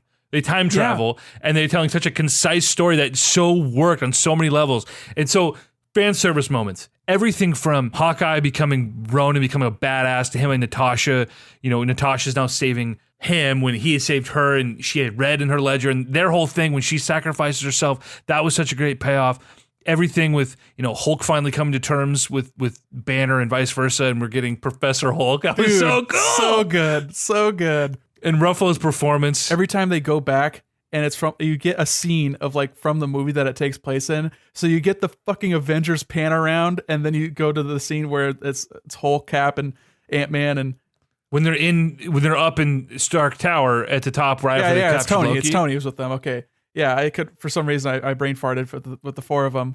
And then it's like, okay, Hulk, you gotta do some smashing. He's like, all right, fine. He rips his shirt off. Oh, right like, there. Yeah. That's so good. Yeah. That's America's ass. Like, there's so many good fucking little bits in that. A lot of the humor really worked. These little moments that they peppered in really worked, and it really showed how close the Avengers had kind of become over the years. When you look at the first Avengers, and even the second Avengers movie, when there's all this infighting, and even here they had struggles together, but it really showed how comfortable they were with each other, and they've been doing this for years. And so that humor worked in a lot of places where it was like the stakes are so high and the tension is so high, and it wasn't too much most of the time.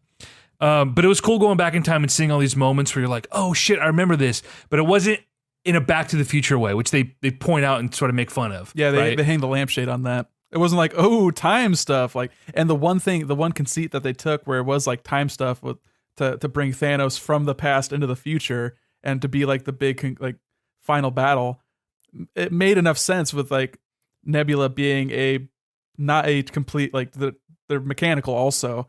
And that sort of conceit that was fine. That made sense. That was enough of a hole for Thanos to be brought through. And I think that was like I would never have thought to see that coming. Was like, and even like 20 minutes in, you get Thanos. They killed Thanos. He just lops his head off with a fucking axe, and we get Fat Thor. Fat Thor was awesome. No, hold on. Here's my major gripe with the film. I think if they did the Fat Thor, I don't know.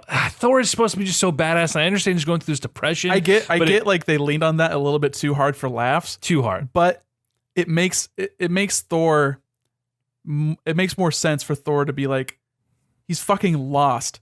He does not know what to do with himself. And that was like a really compelling sort of storyline throughout it. And it made for it making a lot of sense for them when they finally make the Iron Man, Infinity Gauntlet. And it's like, Thor's like, I'm the strong one. I can do it. It's like, yeah, normally you would be the one to do this because, you're fucking Asgardian god of thunder.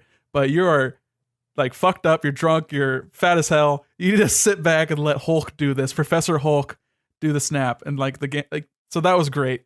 Do you know what courses through my veins? Cheese whiz. We have 2 snaps in this movie. Dude, I know, that's crazy. 2 snaps. So yeah. The Thor thing was a little much for me. It's forgivable. It is what it is. It frustrates me because I really liked what Thor had become, where you see his progression from being like this Norse god essentially and being he's like smashes glass, another one, hell hath no fury, like, all that bullshit, very, very, sort of Shakespearean and dramatic and yeah, and sort of seeing him become more and more human as he spends time with humans and understands what these other realms are like, and he's sort of, you see all those bits and pieces rubbing off on him, and then we get Ragnarok, where he's still this badass god of thunder. He's not all fucking dour. And also, to be fair, I think they sowed the seeds of Thor being like beaten down in the last movie, like from the very beginning, with like Loki being killed and like him basically breaking down to Rocket when he's trying to restart the star to get himself a new axe. Like that was like a last ditch effort kind of thing for him. That was like, if he had died at that star, I think he would have been happy with that. Like he was like borderline suicidal, just trying to get this thing done, trying to kill Thanos. I totally agree with you. And here's my thing. With Hawkeye, he loses his family and he becomes a fucking badass murder bot. And he goes around killing fucking Yakuza and shit. He was awesome. That's so cool. The idea of that is cool. And with Thor, he's the same way. He's desperate. He's on the brink. And then when he kills Thanos and he just is like, I killed Thanos, but it's too late. And the way he walks away was heartbreaking.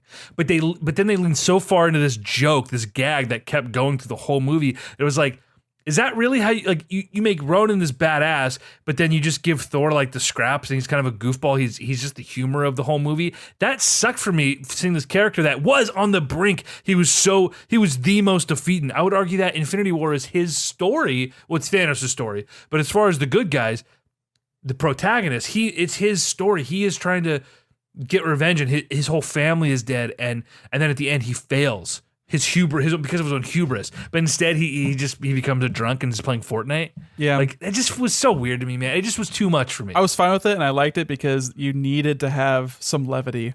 You needed to have, like, if everyone was Ronin, it would have been a really, really hard watch. It would have been a joyless fucking venture.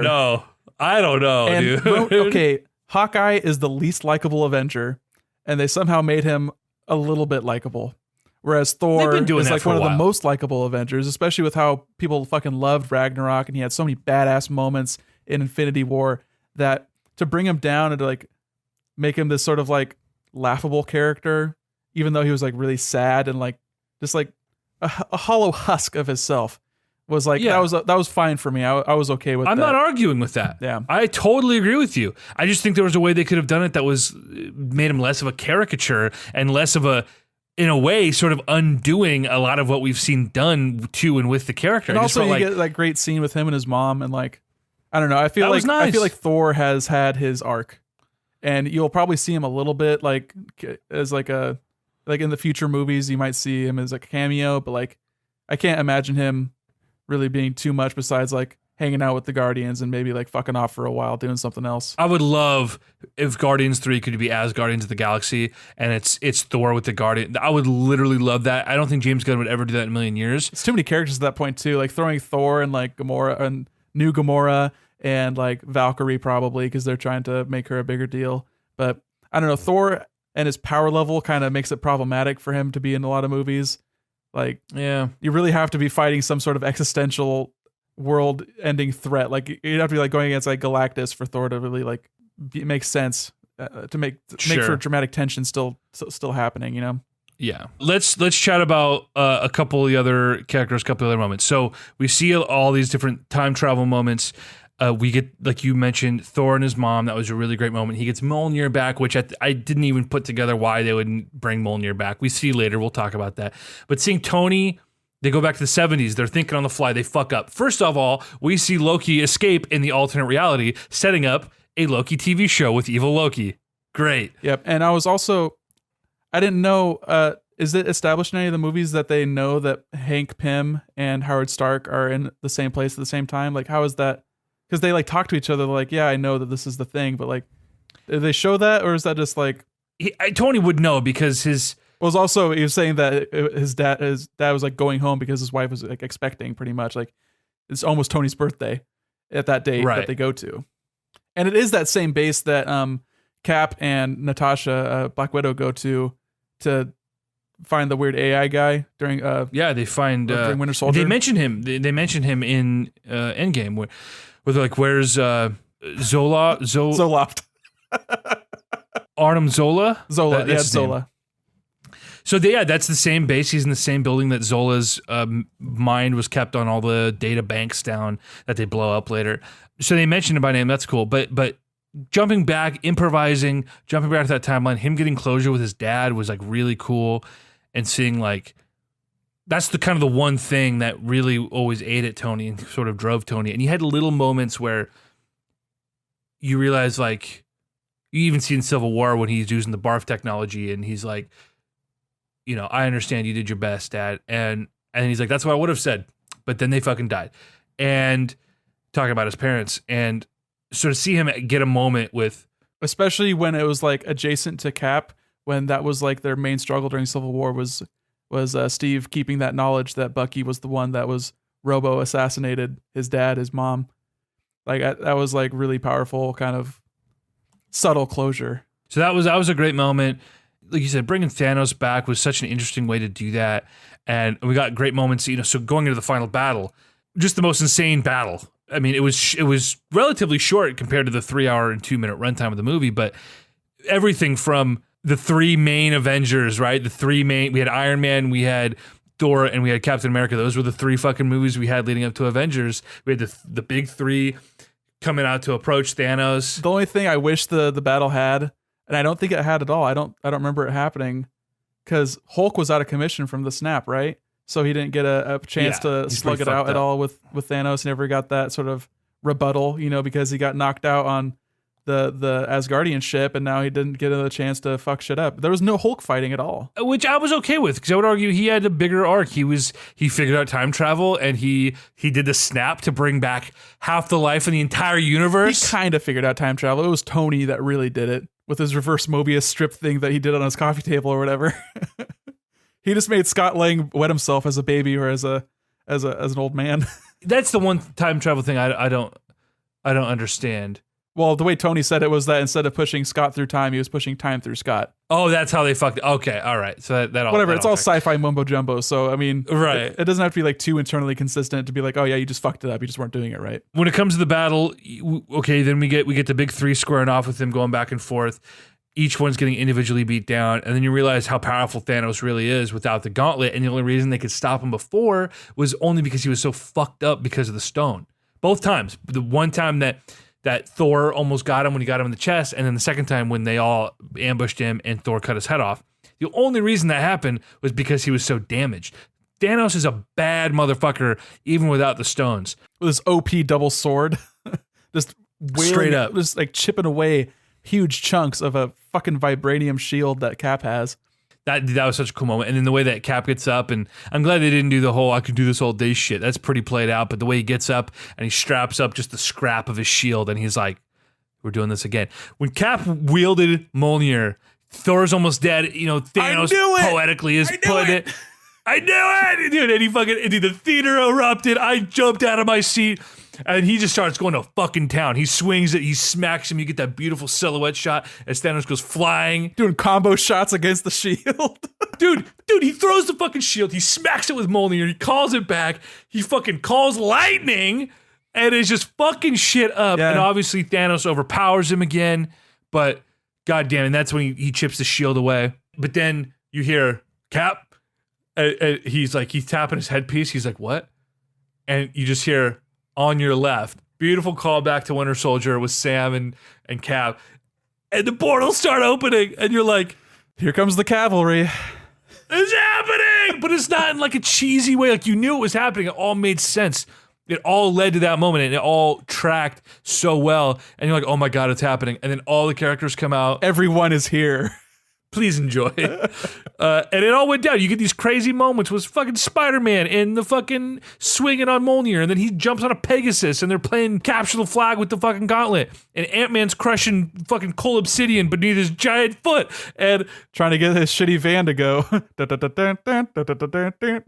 Bro, when I see fucking Gwyneth Paltrow and RDJ come together and that sick-ass 360 shot going around them while they're spinning and shooting lasers and shit, I was like, I'm gonna have a heart attack right now. It was so fucking cool. Everything about it was so fucking cool. And then I'm trying to think of some of the other moments from the battle. What moments from that battle stick out to you that were just like holy fuck moments? I don't know how you feel about it or how forced it was, but it was just like the ladies of the MCU had like a good little team up shot, and it was like it wasn't too long, it wasn't like too forced, and obviously but it was pretty like okay, I see. A what little you're on the doing. nose, but I mean that's fucking cool. Like hell yeah, get all these ladies, these badass women together and give them a fucking shot. Let that be a poster for some girl to buy. That's awesome. Fuck yeah. But beyond that, you get some like cool, like that whole scene with the baton passing of the gauntlet, trying to get it to Scott, is like really cool character interactions where it's like you start off with who has it first? I don't remember. Hawkeye gets it, and then he gives it to... Or is it Falcon? I can't remember who has... yeah, it's Hawkeye, then Black Panther gets it. He passes it along to... I think Spider-Man grabs it from like a pillar that the Squidward guy had, and he's like running along. He gets on Valkyrie's. Pegasus is flying around. Then we get Captain Marvel fly in. And I haven't seen Captain Marvel. It was really weird that she was only in the beginning and only at the end, and like, that's fine, I guess. But That tracks. She shouldn't be a main Avenger in my eyes. Yeah. You know, she's cosmic. She's got bigger things to deal with. She, like she said, this happened to thousands of worlds. Right. Why would I be here? They've got you. Right. And that's fine. It was just like, I don't know. It was sudden. It was fine. It was like Deus Ex Machina, but it made sense within the context of like the whole bit. Like I'm sure someone tried calling her at some point. It was like, hey, we're all back. I'm sure she was on some planet. It was like everyone started reappearing. She's like, oh shit, we gotta go. Yeah. Oh shit, something's happening. And then, you know, bro, that moment where he tries to headbutt her and just nothing happens. Well, that was cool. Her powers seemed inconsistent, but I'm not worried about it. When Thanos runs into Scarlet Witch and she's literally, in her eyes, 5 minutes ago, she just lost the love of her life that she spent the last couple of years with, right? Vision. Right. And so she doesn't realize she's been snapped out of existence. Which you get a very quick establishment from Spider-Man that was like, yeah, I mean, we were just there and like, I felt really weird. And then like you were gone. Like it seemed like nothing had happened. Like they established that a few different times. And then I woke up and Doctor Strange said it's been 5 years. Yeah. Like, so it made sense for her to come back and be like immediately just like, hey, I'm not happy. So she's like, you took everything from me. And Thanos, dude, big dick Thanos, I don't even know who you are. And she just freaks the fuck out. And she's basically about to tear him literally limb from fucking limb, bro. Until he says, like literally the way she lifts him up and is like ripping that armor off of him. Right. And he's just like, oh, he realizes I'm about to die. And so he says, rain fire. And his boy is like, but sir, the cavalry. And Thanos is like, just do it, bitch. Those Chitauri, the six-legged little weird alien animal boys. The Chitauri are more humanoid. Okay. The big crazy things are the Outriders. Okay. But so we had the Chitauri, the Outriders, we had all of his minions. The children of Thanos were there too because it's like different timeline, which is like that's really cool. Yeah. That's a great like conceit to bring him in. It didn't feel forced or anything. So a lot of cool moments there, and then obviously at the end, okay, dude, the Avengers assemble. Dude, we've been waiting 11 years to hear that, and he fucking did it. I was like, whoa, fuck. Finally got the assemble. They had to. If they didn't do that, oh yeah, they had to. And just the just the I'm inevitable to the failed snap to I'm Iron Man, like, dude. I am inevitable. Oh, that was, and then Tony's last words, his most famous words. They ended the first movie with it. I am Iron Man, and then he's mocking. That's so Tony. It's so Tony Stark. Thanos he thinks he's being some again, like poetic, big fucking and poetic neckbeard, genocidal maniac. Right. And he's like, I am inevitable. And Tony Stark is like just poking fun at him. He's being petty. He's being a bitch to Thanos. Yeah, he's shitposting. I am Iron Man. Yeah, exactly. And he's like, I am Iron Man, you pussy. And he snaps. Boom. And we get, of course, again, very poetically, all the bad guys start dusting. Thanos sits down and we get the reenactment of the last shot of Infinity War where he's sitting out and looking out and smiling. Instead, we get this contemplative, fearful look. He sits down, the camera pushes in, and he just dusts away. And listen, I just got a shout out here. Gwyneth Paltrow. Boom, we get Tony dies, or Tony is dying, and he's in shock. He's like, he just saw the literal universe. He wielded the most power in the history of power, and he's in shock, and he's about to die. And he's leaning up the thing, and we get the moment with War Machine's there, and then Peter Parker comes over. Yeah, Rhodey and Pepper just says like, Tony, you can rest. Like that was like a huge through line throughout the movie. It was like, I know you cannot rest unless you're doing something to help these people save the worlds. And that's interesting coming from Pepper, who's always like, stop it. They don't need you. Stop it. I need you. And that's been a through line through prior movies. But the performance from Gwyneth Paltrow in that moment where we all know, dude, Tony's dead. Holy fuck, Tony's about to die. And she knows it. And the way she looks at him, and she has this genuine smile on her face where she's being strong for Tony, right? And she's like, we're going to be okay.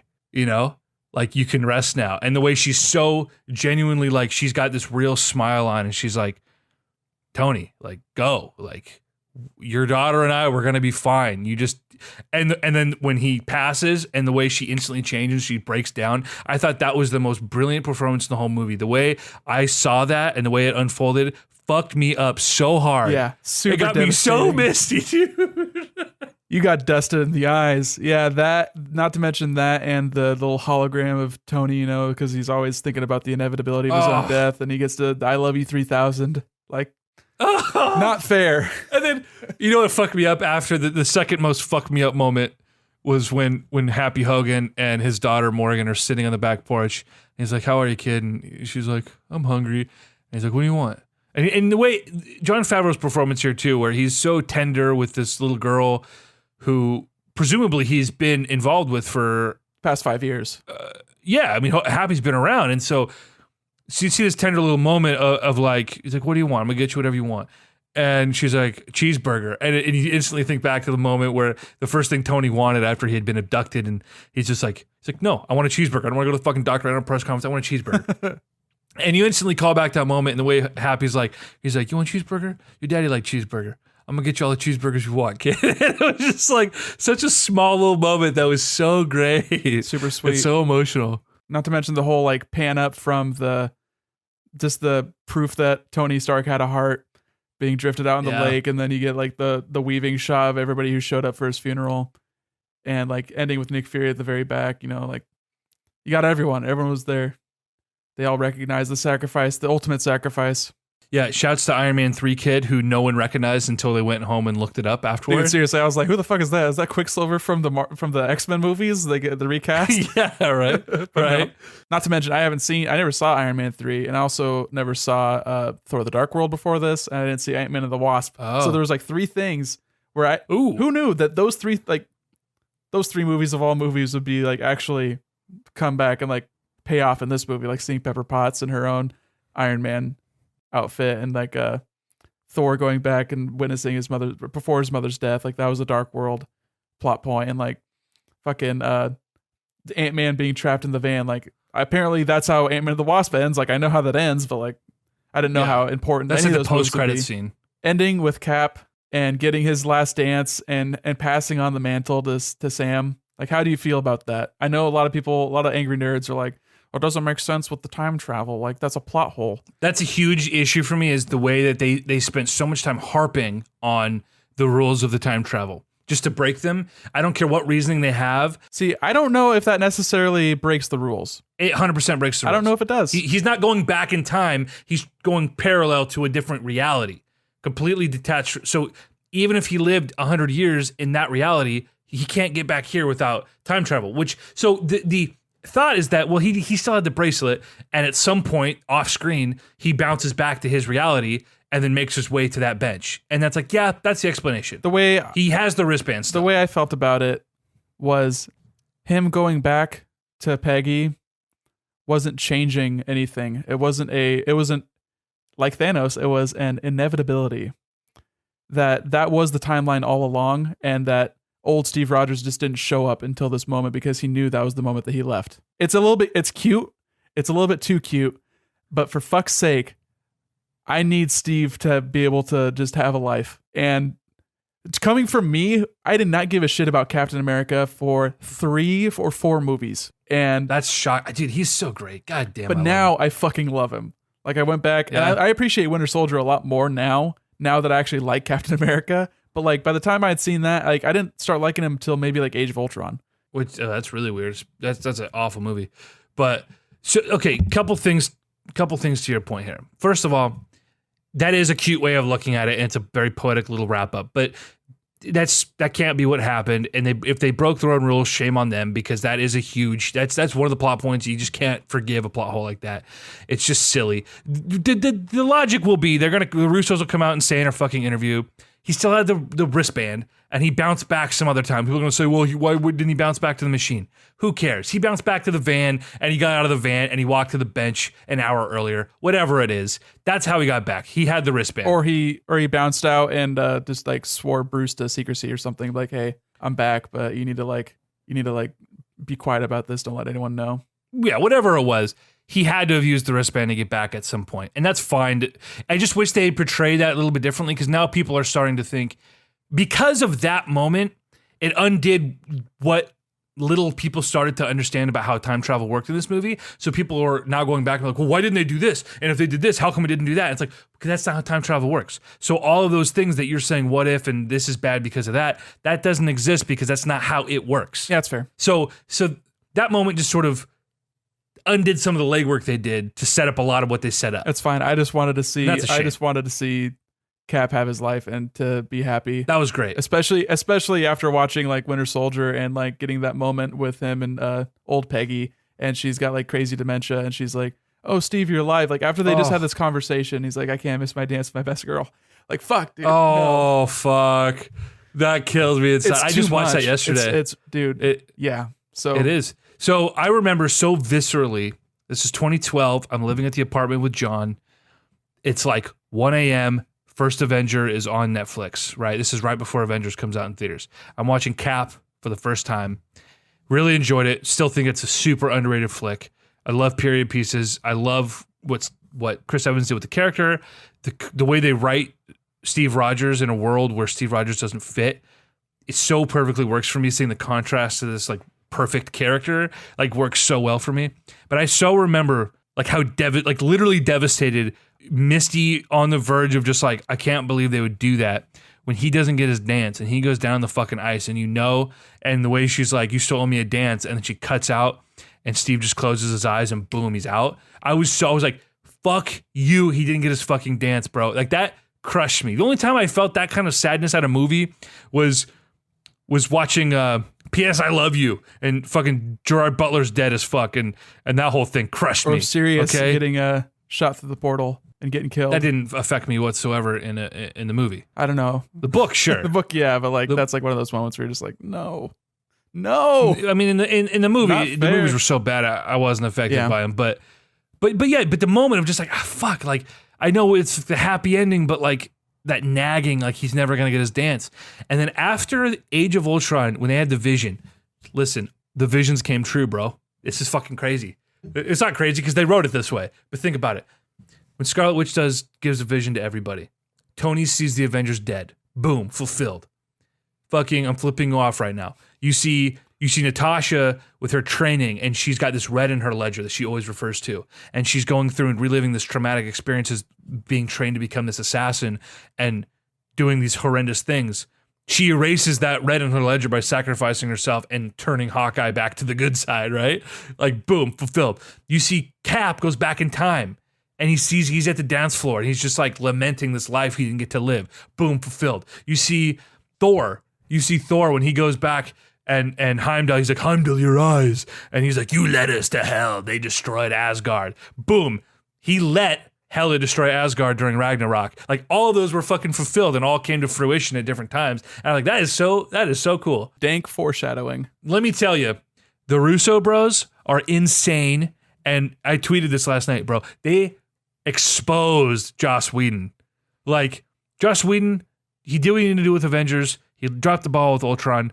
The guy is so over the top theatrical with like some of his dialogue and some of these very convenient moments and these very, very sort of, I was watching it. It was just such a generic action flick. I was just watching Ultron 2 days ago, and it was such a wasted potential, just very, like I said, generic sort of like, okay, this is what you expect.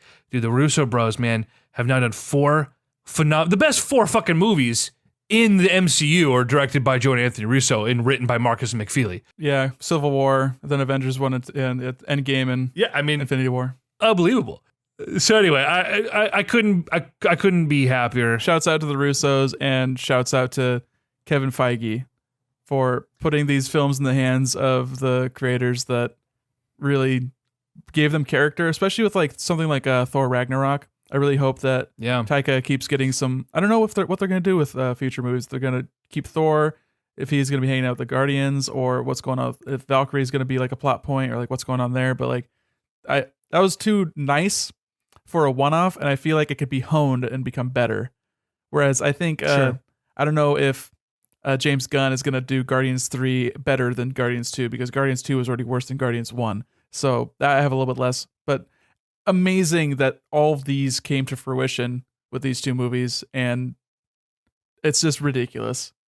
It is such, like I said it before, but it's seriously such an achievement. And like you get these like funny quotes of like the most ambitious crossover in like cinematic history. Like, dude, this is like, yes, definitely. Yeah. I mean, it couldn't have been any bigger than it was. It was perfect, but it wasn't perfect. It was amazing. It felt perfect. It felt perfect despite some of its issues, and it did some cool things to set up. And I like how they just focused on telling this story. It wasn't about what's next. Yeah. who's next. It just was this fucking conclusion. Yeah, and it worked. they sowed some seeds. You know, you got Thor hanging out on the ship with Peter Quill, and you've got the tension of like, okay, well, what's going on with new old Gamora, and like that's obviously lending itself to like a future Guardians movie, and we've got Sam with the shield, and like you've got the future. But this was a really good bookend, and like if you stopped right now, that would be a good like end. Well, it's been a 2-hour podcast that I have to edit, and I have missed 40 minutes of the game, 50 minutes of the game. So I'm gonna go whip up a little pickle snack, and I'm gonna watch the basketball game, pal. This has been the Constant Crusade. We talked way more about Game of Thrones and Endgame than we did video games, but you know, it's been a slow week. Forgive us. Yeah, and we had to. You know we did. Yeah. All right. Ka-chow. Count me down.